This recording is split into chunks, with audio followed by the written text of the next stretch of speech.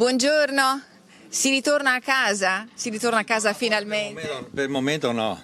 Ancora no, perché è soltanto di giorno. Sì, soltanto di giorno per fare pulizie o... A Schiucaz è il gran giorno, abbiamo oltrepassato il cancello che è ancora rigorosamente sigillato con un lucchetto. Oggi i proprietari delle abitazioni hanno potuto fare rientro a casa solo in orario diurno per iniziare a fare pulizia. 68 giorni fuori dalle proprie case, minacciate da un enorme movimento franoso che il 12 maggio costrinse il sindaco ad emettere un'ordinanza di sgombero, ci sono volute 40 cariche di dinamite per mettere fine a un periodo di angoscia per i residenti e per le attività del piccolo borgo. Era ora? Allora sì, sono passati 2 mesi e mezzo, dal 12 di maggio.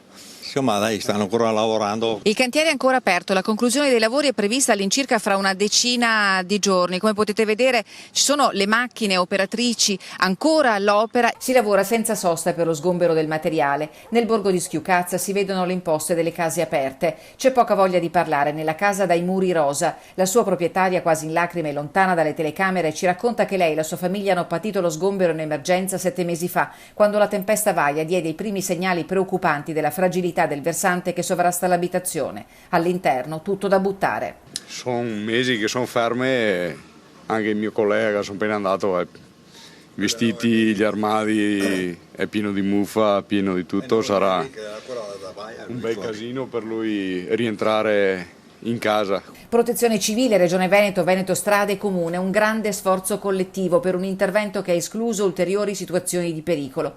Per ora il ritorno alla vita normale è condizionata da questa recinzione che a Schiucaz si conta di rimuovere definitivamente entro la prossima settimana.